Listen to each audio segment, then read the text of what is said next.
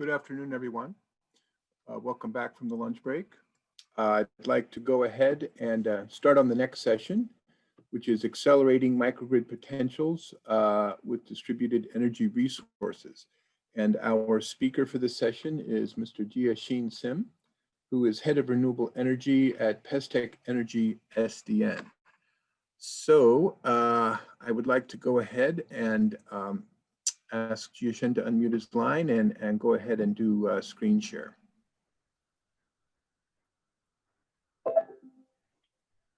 Hi, good afternoon or morning or evening to everyone who is here today.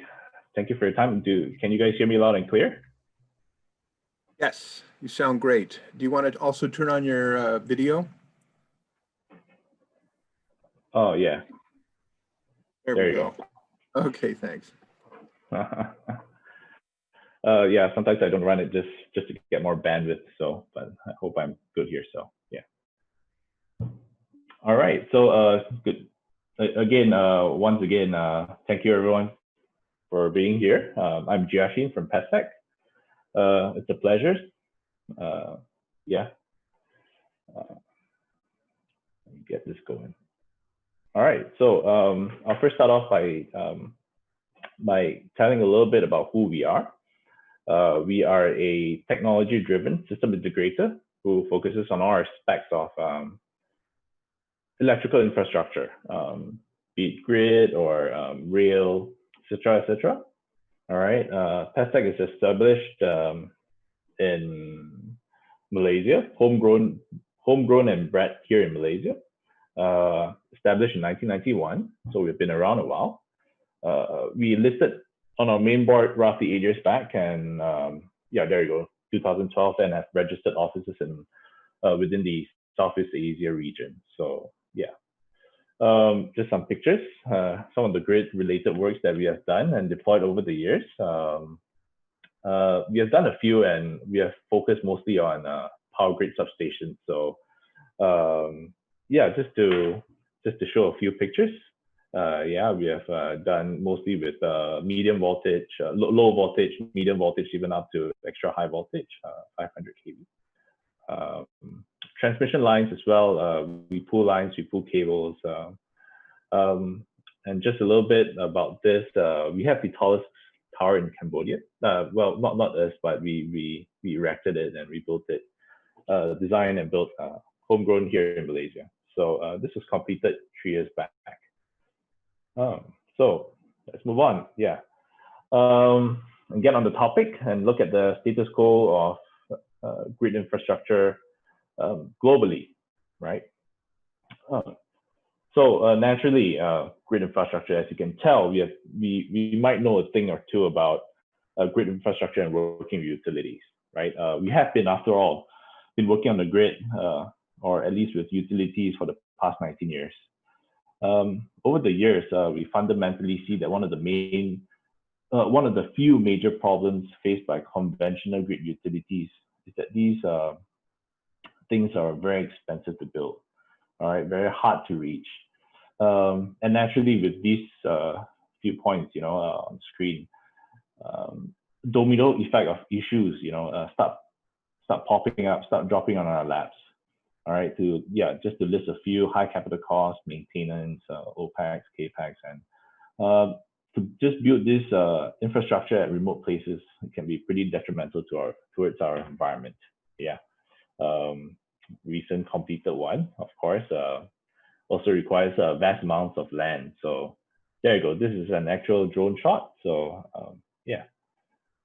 So how do we accelerate microgrid potentials through DERs? Let's look at a case study. So we were approached by a local council on a location, and we were presented to electrify this perkampungan orang asli. Perkampungan means village in the local Malay language, and orang asli is actually the indigenous people or people of the land. So perkampungan orang asli. Sometimes, all right, you have clients. I don't know whether you guys have faced these clients before, but these type of clients before, but they don't really know what they want, all right, other than they just want some light, some electricity, all right, and it's all very just a term electricity rather than specs and stuff like that. So what do they need? They just tell you that they need some solar panels on their roofs and call it a day. So unfortunately, fortunately, the guys we work with are actually one of them. So then we said, we give us this site, all right? They actually point out the site already, and we'll implement various systems, and we'll let the results answer for themselves.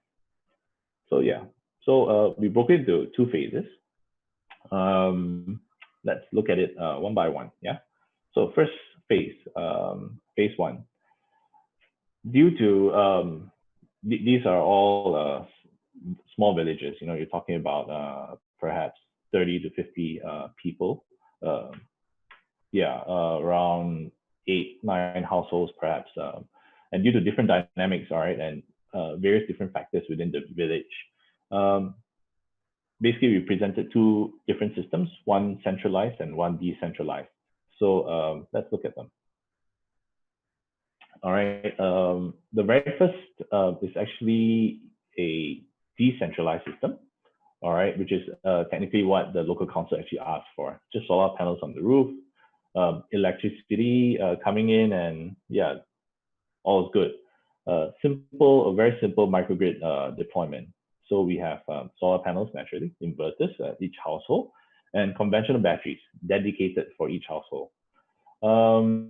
Of course, again, these they had to trust us, so we studied their profile a little bit about what they want. We sent out queries and stuff like that, and gave a little buffer and did the install. All right. As you can see from the sizing here on the screen, that these numbers might look a little small. However, these guys are pretty simple folks and have not had any access to any sort of electricity so far. So actually, this is pretty plentiful, I would say, and a step up from the current situation. So yeah, which brings us to our second proposal, where we have a centralized microgrid system. So this deployment consists of, as mentioned, a centralized PV farm, centralized inverter, and a centralized storage. Actually, this is deployed, as you can see from the picture, and the entire time we were there, during and post deployment, we just felt that this centralized concept really brought the entire community together. When there's power, the community all came together alive. So far, we have not seen it stop working, so that's a good thing. So yeah, social benefits aside, looking at from purely a technical perspective, technology perspective, all right, there is a lot more bandwidth from different angles we are able to play here.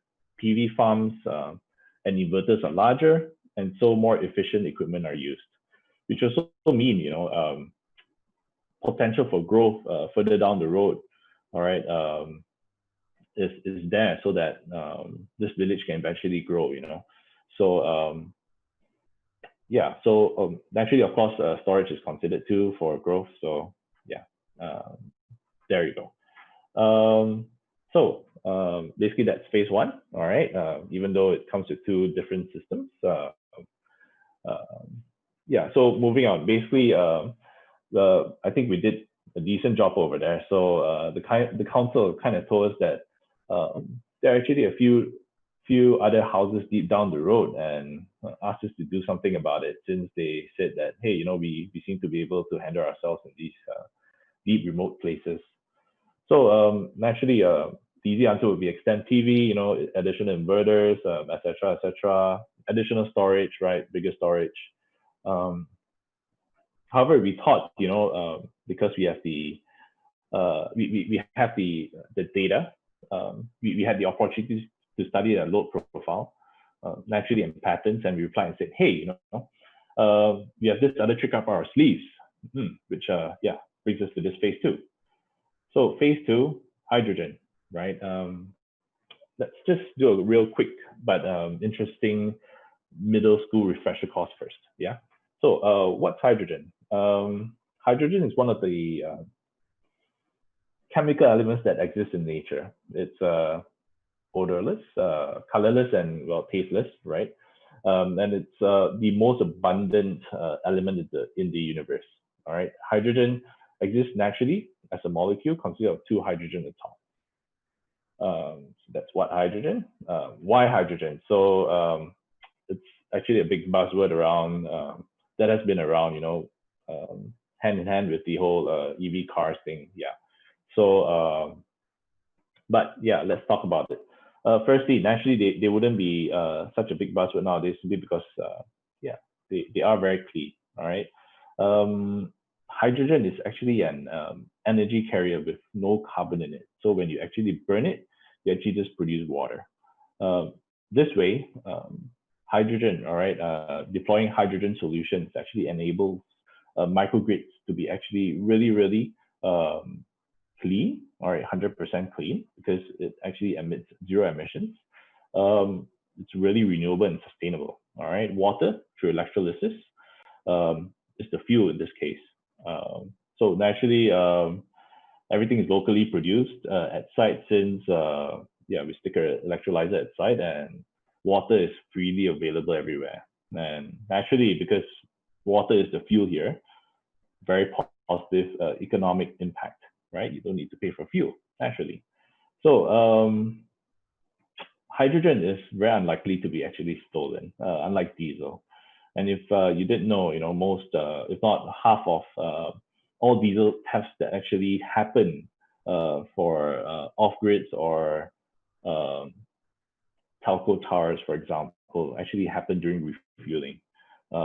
People don't actually pour in the whole tank of fuel, maybe they keep a little bit for themselves, et cetera, et cetera. So, and it's really difficult to catch them. Yeah. So in this case, right, hydrogen, while yeah, it's not really something that can be easily be used in day-to-day equipment, right? So of course, yeah, let's move on. So when hydrogen, all right, as mentioned before, we have the very chance to study their profile, and we found out that they aren't actually utilizing as much as they initially declared. They said that they would get basic appliances at home like fridges and stuff, and etc. etc. But little did we know that they actually don't actually turn them on or plug them in, fridges or televisions and stuff like that. So they were actually really underutilizing their declared value. And so, it was very clear during the day that the storage usually sits idle because it's fully charged. The PVs aren't doing anything, all right, just sitting there. And so, we thought, why not let's just make some hydrogen during this time, since let's not put the good solar to waste. Yeah, so as you can see, the only time we make hydrogen from the graph is actually when there's excess PV. Other times, you let the storage do its job, you let the PV does its job, right? And yeah, and eventually, when the storage runs dry, the fuel cell kicks in, and yeah, I'll talk a little bit about this further down my slides. So how does it actually work? Yeah, first, the first process is that we have some water, all right, and some energy.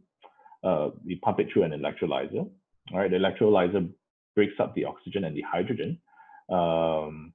Yeah, oxygen is then released back to the atmosphere, while the hydrogen, all right, is then stored in a vessel, and we use it at any time later. Basically, the vessel here is the storage, just like how your batteries are, etc., etc. And when the batteries are low, the actual batteries are low, or yeah, whatever storage that you are using, we pump the hydrogen through the fuel cell and generates electricity. So there you go.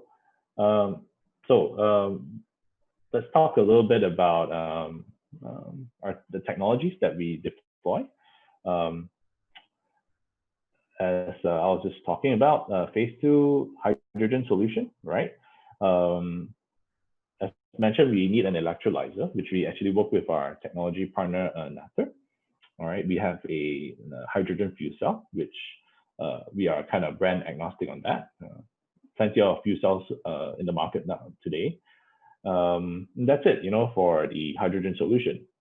Naturally, we have a tank, a vessel, depending on how much storage one actually needs. We just multiply the number of tanks. So storage in this case can be quite optimum because tanks are actually the cheapest way to store energy. Yeah. And because of, as you can see, we only require a cabinet and a tank, or maybe various multiple tanks. Footprint is very small, which actually helps with our deployments, especially when access to these kind of places can be kind of tough in remote places.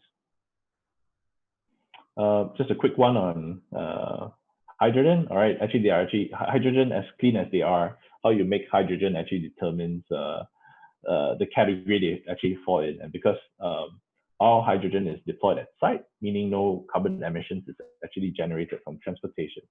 So our hydrogen is actually categorized as green hydrogen, which is generated clean. And so next, we like to talk about the heart of the system, which what we have, what we call the energy server. So naturally, we need something very robust here. When you talk about microgrids, you always have to talk about robust. And this energy server, we are able to throw anything at it. PV, DG, wind, grid, DC or AC. So we might be able to use PV and hydrogen today, but further down the road, we have the actual option to supplement with different types of generation. All right, and because the energy server is it's all bundled together, the inverters, the rectifiers, the chargers, all bundled together. Naturally, they work seamlessly together, switching between PV and storage. So just some of the benefits of our energy server, right? So let's talk about our storage.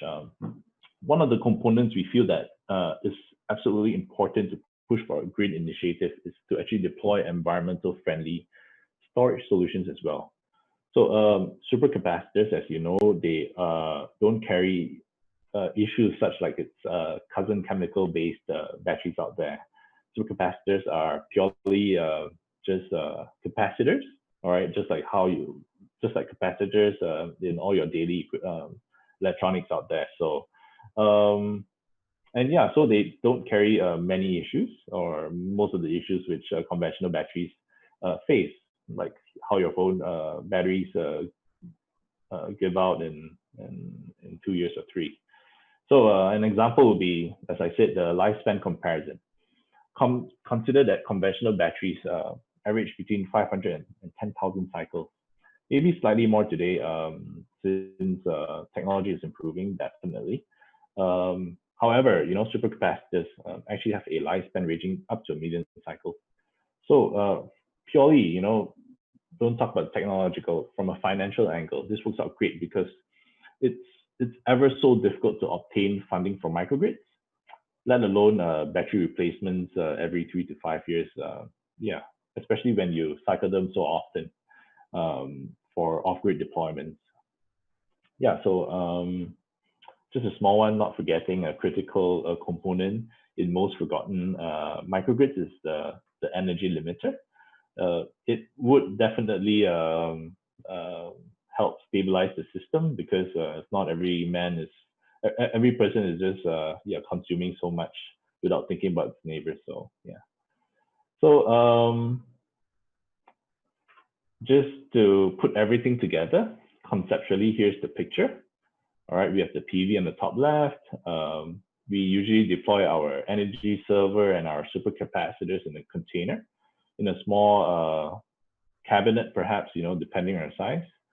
And we have our self-recharging fuel cell, hydrogen self-recharging fuel cell system on the bottom left, which is deployable in a container as well.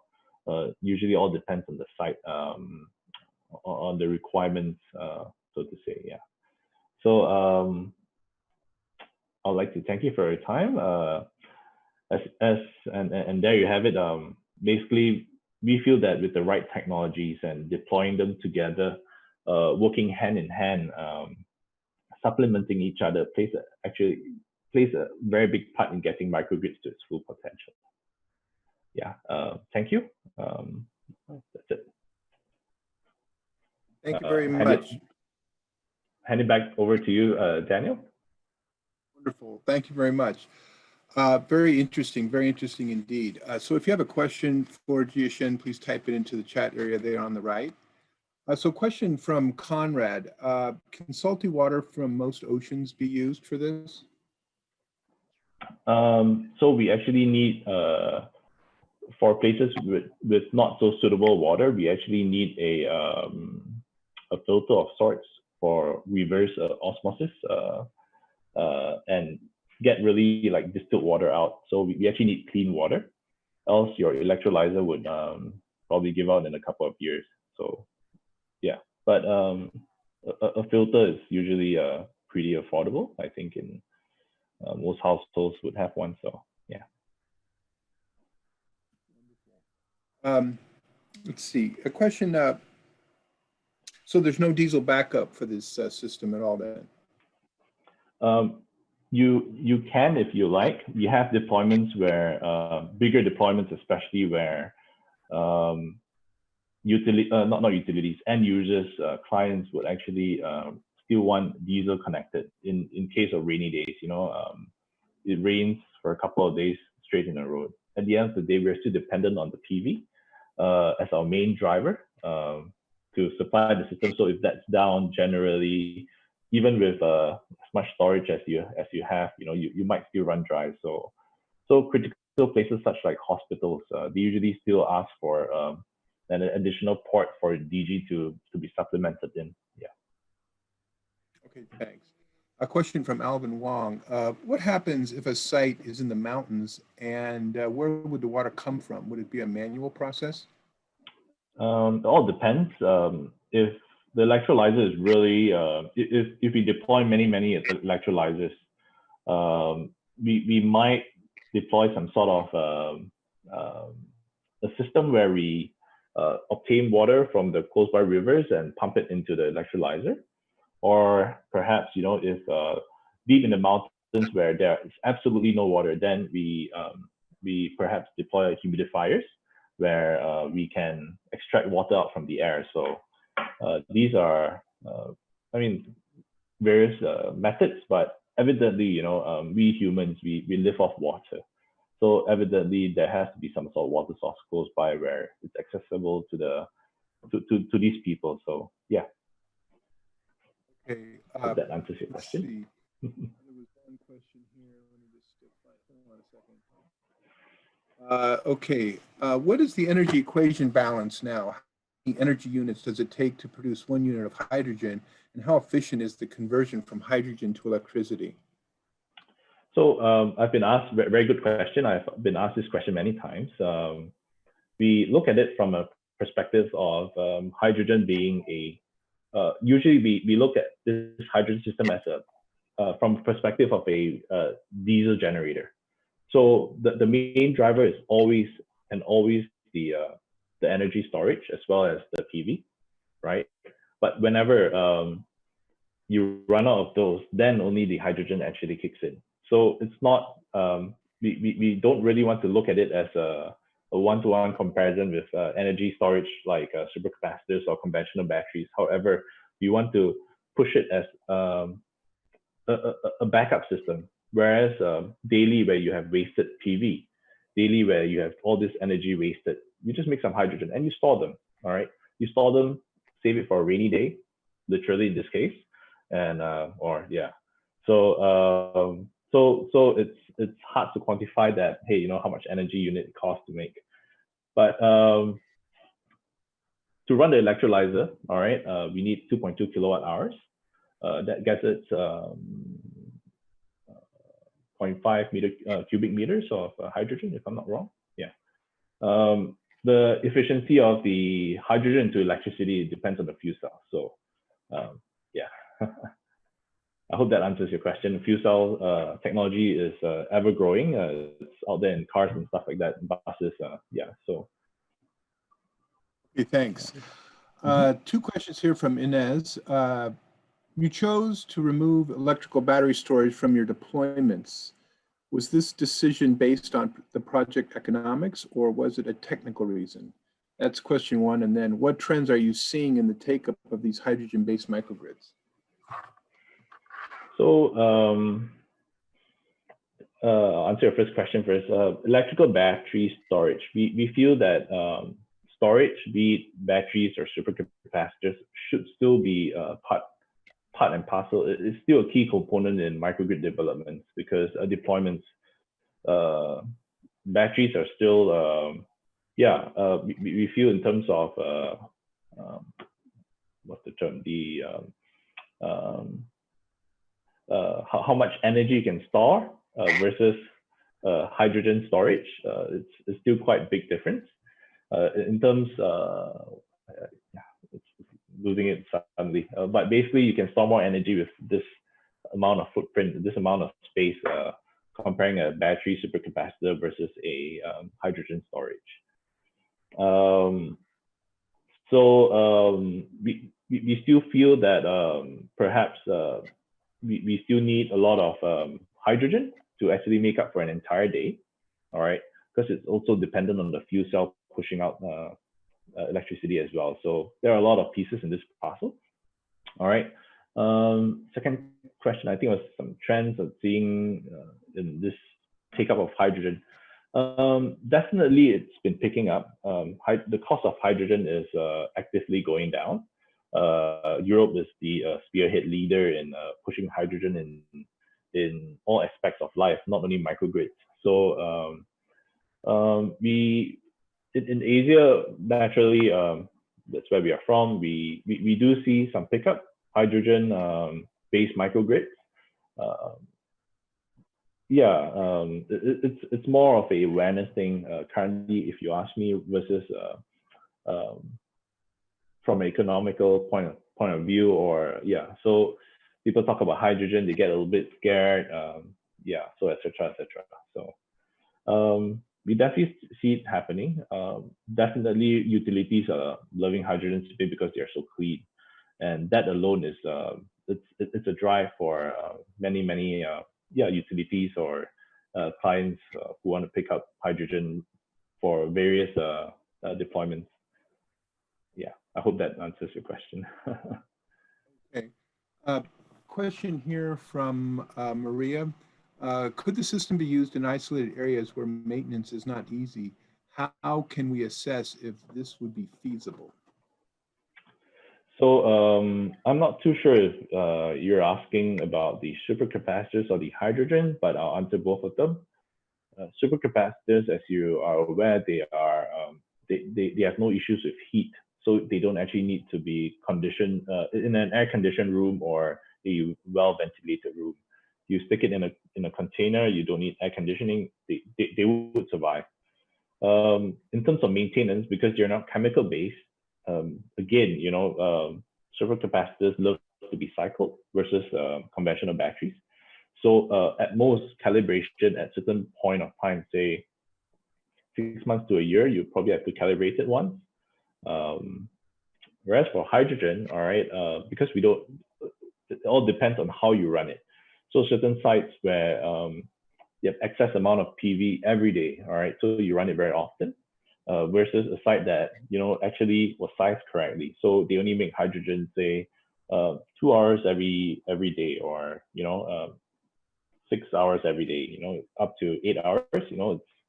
It's all dependent. So it depends on running hours, and usually these things maintenance, because it involves piping and stuff like that. So slightly more regular maintenance is required, especially inspection and changing of filters on the fuel cells and stuff. So I hope that answers your question too. Have you ever worked out the cost of a worst case scenario for one of these? I mean, don't you think to get hydrogen you will be using a lot of energy? Looking at what needs to appear, if you look at what needs to appear in most Africa rural areas, you will first need some sort of water some sort of power to get water for places without rivers, then if the water is salty, osmosis will need to be done, and the equipment itself requires power to generate hydrogen. So in kind of a climate such as that, what would the business model be for a worst case scenario? For worst case scenario where water is scarce, all right, we don't actually want to use up even more water. We would most probably just propose a bigger energy storage system, perhaps. We'll size them bigger using supercapacitors and try to work, maybe take a step away, take a step back from hydrogen first. So we'll always propose a conventional solution first with supercapacitors. Yeah. Okay. And then final question, what certification is needed to manage an hydrogen facility? It's country specific, so I'm not the best person to answer for every country. Okay. Yeah. This is, I mean, different countries, especially Europe, they have all their certifications, all their requirements that you need to run this hydrogen plant that we call, it's only actually running at 35 bars maximum. So it's not right up there. It's not up there. It's 35 bars might sound a little bit scary for a lot of people. However, hydrogen fuel cell cars are running at what, 350 bars? Sorry, 500 bars, I think. And buses are running up to 700. So 35 bars, yeah, we usually say it's pretty okay, but still you would have to check with your local